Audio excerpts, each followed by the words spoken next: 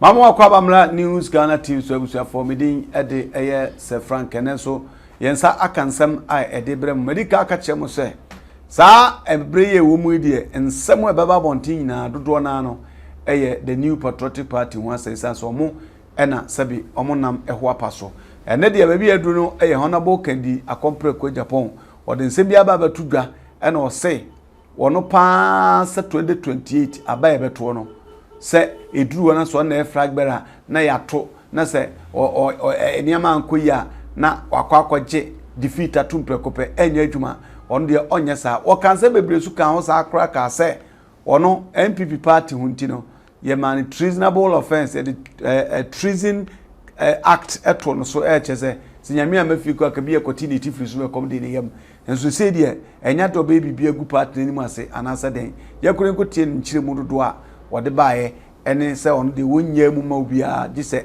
electoral commissioner akabibi ye kotie kan Agyapong mra ma yentie ye wura ken on Agyapong ye wi a ye bedi hu enkomo na yakọ enim the mesro me the way am si do MPP enya dia meye bibia de tia MPP they charge me treason because of MPP I will never do anything to destroy MPP now omu eba ha nyina 1992 ebe pim sad when was say body and soul odini sika na ho den nenim die aboa MPP party eche make na die Agyapong na me kura ni wi a na makọ akose no ana ye party ti mesremo obi obeba bia wantimi anka adwuma ho asem na obeka kan na die Agyapong onye presidential material onye say look let me tell you we need bold men ehia kukudrofo NDC for etutura sem no wanya obi anani edin na wantimi anko face NDC for ye besa ko opposition the mesra munya kukudrofo until say ye be kind the last constituency say me ye presidential candidate I will never accept defeat I will never accept defeat until the electoral commissioner comes out to declare. I will not make I will never accept defeat. Ekuna yekono ehia bema awo mu beta yechi enye sa wo de ye boy ya na mu dimirika ni mo adwane no makosi segu no enye sa na ye election in Africa to vote for a bold man. Ebiem last one me got transi. Obi ba was say the mesra. Enti yera ken on Agyapong ena akasa no bema ena akasa kukuduro so o say. Se wono di MPP party nanimu a party a wo kan ho ame charge no treason. Ekumfo ananke de to no so. Se nyanyankopon na yi ni free mu a nka ken on Agyapong ye twenty because of MPP party no wode ne kra abafare ama new patriotic party and he's going to make sure say obegina ema party no afa ne tampa efra openi nkomo ne dawo Mr. Ngum medase na menchia ahwefo ne atifo nyina we a clear message na honorable ede aban da bia ye trasia asema ye kan se ye ka se obi ye leader na obi o sahina odi edomanim do makọ ekun bi se election mu a wo attitude ni behavior no won sunsu aso wo chibifo no so eno ho asem no abo ken and let me link it straight away to the 2024 general election. It is the biggest mistake Dr. Mahmoud Bawumia editia the new patriotic party abra the bia de bon ho asafo he say he took an early concession.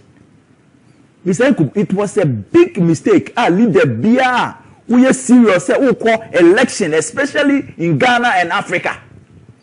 Say ya to aba 7th December.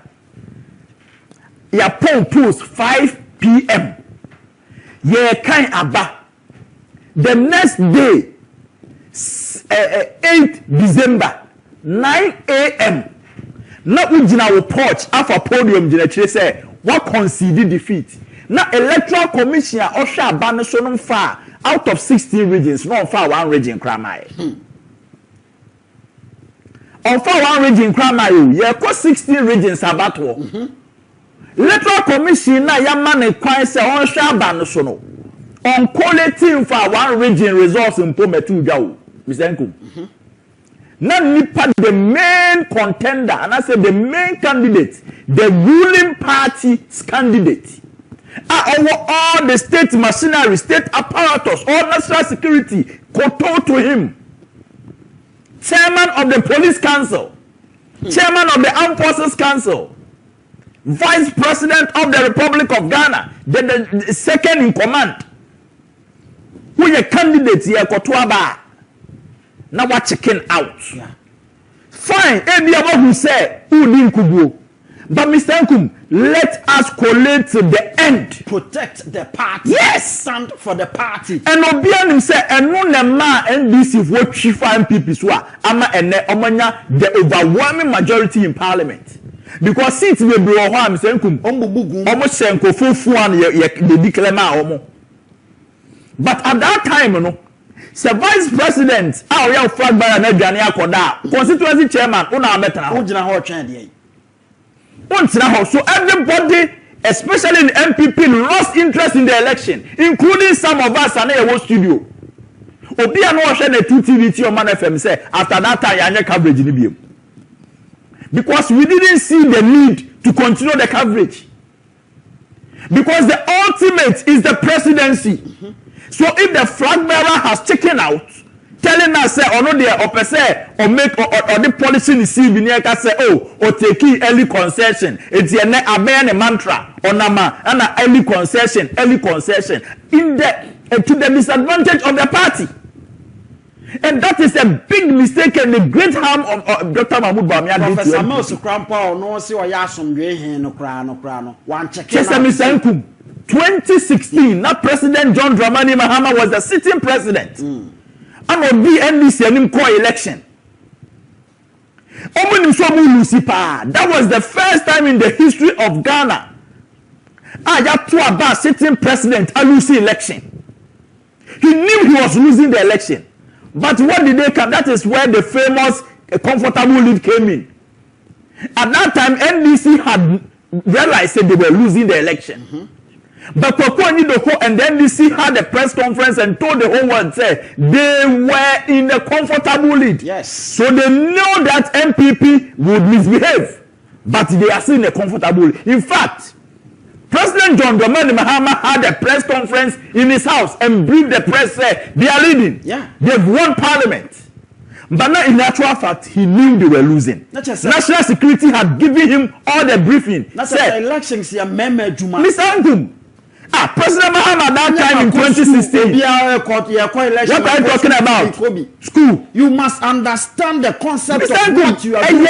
A decision say leader say me name in call for Kobebia. Me na me the last person me kwa akoda. Yes. Yes. President Mahama Anjan Tumu Debiada. And because of that, you know why? Sitting president. Now, Charlotte say as the EC returning officer for the presidential election couldn't even declare the election. Charlotte Osei declared the election on 9th December after President John Dramani Mahama had taken a phone to call Nana Akufo-Addo to congratulate him, say, Nana, you have won the election. And few minutes after President Mahama spoke to Nana Akufo-Addo, Charlotte Osei came out to declare the election for Nana Akufo-Addo. Because why? The commander-in-chief of the Ghana Armed Forces says, hold on. Electoral Commission does not operate in isolation.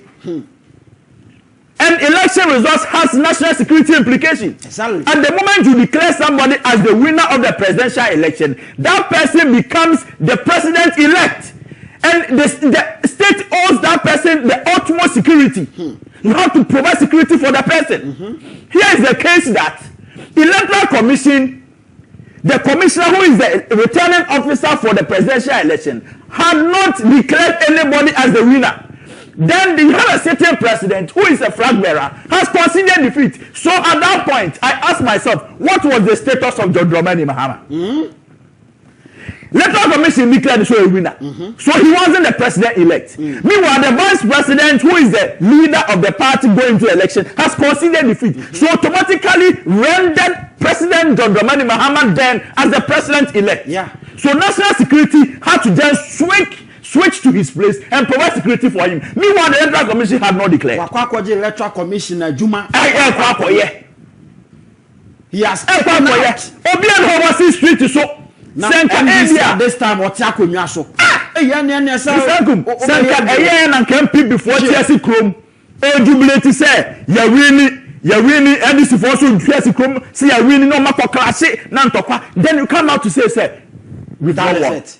But maybe I see Obian to Bobi. After I'm confessed, sorry, President of Paul Mukati. Yet, I said, Kamamud Bamia on the porch. Why are they on the porch? Yes, on the podium, I see her. And then for now, I see Chairman Timo, could be a and chain. Hey, and then I see MPP winning election and I feel basketball. Sunday on the pan, I will go for and go to Abamawa. You're quite sorry, Abba. You're quite sorry about the head of your car. What's the way Ghana coffee? Big crap, or sure, Montpellier. Let us say, what took out for the one in Park or down. Just a job. I'm a London promoting some of your bro, your job city of your party, no missing a home. Officer election is all about say, Mena may what I be Tibro, Funa, Mena me Adam Smith, a dear man, economy, a Diego. You could also protect the balance for the party. And they want us to take you again for the next election. Hell no! No way! Now MPP delegates. Oma who saw a Sabere Maya then the Kwakumanu obey and one Agyapong in Agyapong. And the status quo will remain. In the year 2028, we are present on Agyapong. That is what Onabo has told you. Okay, to way Honorable Kennedy Agyapong and Odensum Abatuga, as you say, dear, as Yamia Duna 2028, your 2 abanos on the flag bearer pa. So tumika akwagye atum se ware ema na hafo atem pentin kwade lalai embano ade a enya de obebie abusua so na ya adwen a fa comment browse comment section onya adwen so asa na waye na atumi ayefe news Ghana TV so nyame adoma ensenhia makrao.